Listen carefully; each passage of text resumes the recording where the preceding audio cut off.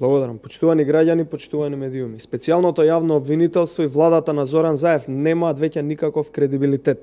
Катица Јанева рекетирала заедно со Бојан Јовановски, односно Боки 13, а пола влада стоела позади нив и им го чувала грбот, вклучително и Зоран Заев. Тоа го слушнавме и во видеоснимките. Случајот Рекет ја разоткри најголемата криминална мрежа во Македонија, каде што се вмешани врвот на владата, пратеници, министри, обвинители. Исто така истражители. Сите се дел од мрежа преку која рекетирале, уценувале, рекетирале милиони евра и уценувале политички неистомисленици. Зоран Заев во својата изјава, која кажа дека нема намера неговата влада да ја бутнат криминалци и суетни новинари, тој самиот за Катица Јанева изјави дека правела идиотски постапки согласно доказите што тој ги имал. Потенцирам, Зоран Заев имал докази во врска со случајот Рекет и изјавува дека Катица Јанева правела идиотски постапки, така да предлагам да ја видиме кратко неговата изјава. За идиотски настапот, за сега согласно доказите кои што ги има. Јас очекувам истрагата да ги покаже доказите за секој кој што рекол. Вклучително и за Катица Јанева, за Зоран Заев, за било кој во самите истраги. Тука сакаме да прашаме, како е можно премиерот на државата, кој не треба да се меша во судската власт, да поседува докази, кога и тој самиот може да биде осомничен според видеоснимките кои ги видат целата јавност, каде што и самиот тој е споменуван од осомничените. Какви докази поседува Зоран Заев и за кого поседува докази? Зошто Заев, доколку поседува докази, не е повикан ниту за сведок, иако според видеата кои што ги виде целата јавност, може да биде и осомничен во целиот случај Рекет? За кои случаеви Зоран Заев има докази? Дали можеби за рекетот кон бизнисмените или пак за рекетот кон зетот на Фијат Цановски кој можеби платил пари за да му се повлече обвинителен акт или пак можеби за некој нов случај за кој јавноста се уште не го знае. Иако знаеме дека рекетирани биле десетици бизнисмени и биле земени десетици милиони евра. Дали Зоран Заев свесно манипулира со доказите и преку своето влијание во судот сака да се заштити и тој самиот во случајот во кој целата јавност виде дека е вмешан и споменуван во видеата. Зоран Заев е готов и тој повеќе нема кредибилитет да води влада. Зоран Заев и СДСМ ја уништија Република Македонија и единствено што видовме и гледаме се уште во моментов од нив е криминал, криминал и само криминал. Потребни се предвремени парламентарни избори што побрзо, за веднаш потоа да се случи обнова на Македонија, која што е најпотребна во моментов. Благодарам. Дали има прашања? Повелете.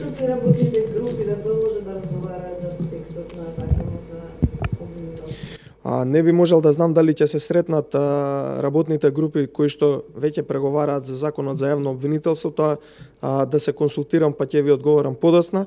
Меѓутоа во однос на тоа прашање ние остануваме на нашиот став дека предложивме принципиелен закон кој што треба да биде прифатен од страна на владата, односно од министерката Десковска и Зоран Заев, доколку им се искрени намерите да конечно се донесе закон кој што е во насока на правдата, на правото и правдата.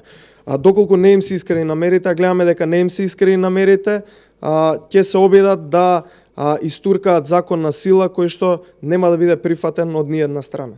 А вие дали го поднесовте како Не, во моментов работните групи работат на законот, односно преговараат на средбите кои што ги има изминатиот период. Се со цел за да се дојде до едно заедничко решение кој ќе биде прифатено од сите политички чинители, од целата јавност и од сите институции кои што се релевантни за тој закон. Доколку, како што реков, се работи на работните групи, се со цел да се најде заедничко решение кое што е добро за сите. Доколку не се дојде до заедничко решение, понатака ќе се произнесеме како ќе постапиме во однос на законот за јавно обвинителство. Повелете. Контрадикторно да вие видите дека вие подготвувате ваше законско решение и веројатно за тоа веќе и вие говорите. А кои се вашите главни барања? Може уште еднаш да ги артикулирате? Вака, нашите главни барања беа изнесени јавно на пресконференција од страна на претседателот Мицковски, каде што беа истакнати сите оние принципи во однос на специјалното јавно обвинителство во однос на обвинителите да се вратат во своите матични обвинителства од каде што се дојдени, да не може да скокаат по неколку скалила. Тука исто така потенциравме дека во новиот закон треба да има независност финансиска во однос на јавното обвинителство. Потенциравме во однос на новите, односно случаевите кои што се отворени после 2017 година, после рокот кој што го имаше специјалното јавно обвинителство, на кој начин да бидат доделени и продолжени, така да тие се веќе јавни наши барања кои што ги поставивме се со цел за да може да се дојде до еден закон каде што нема да биде амнестиран никој, секој кој што направил криминал и се огрешил пред законот ќе одговара. Вклучително во моментов истото го потенцираме уште еднаш дека со законот кој што беше поднесен од страна на Зоран Заев, СДСМ и Рената Десковска, тука единствено се бара амнестија и спас за нив самите, за сите работи кои што ги прават во моментов, што за нас е неприфатливо по ниедна основа, нормално и за граѓаните, не само за нас.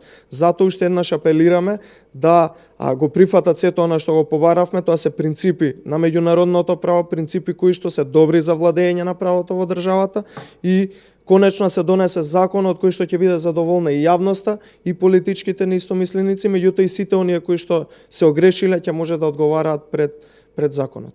Дали во меѓувреме продолжуваат преговори меѓу политичките групи за пописот и за изборниот?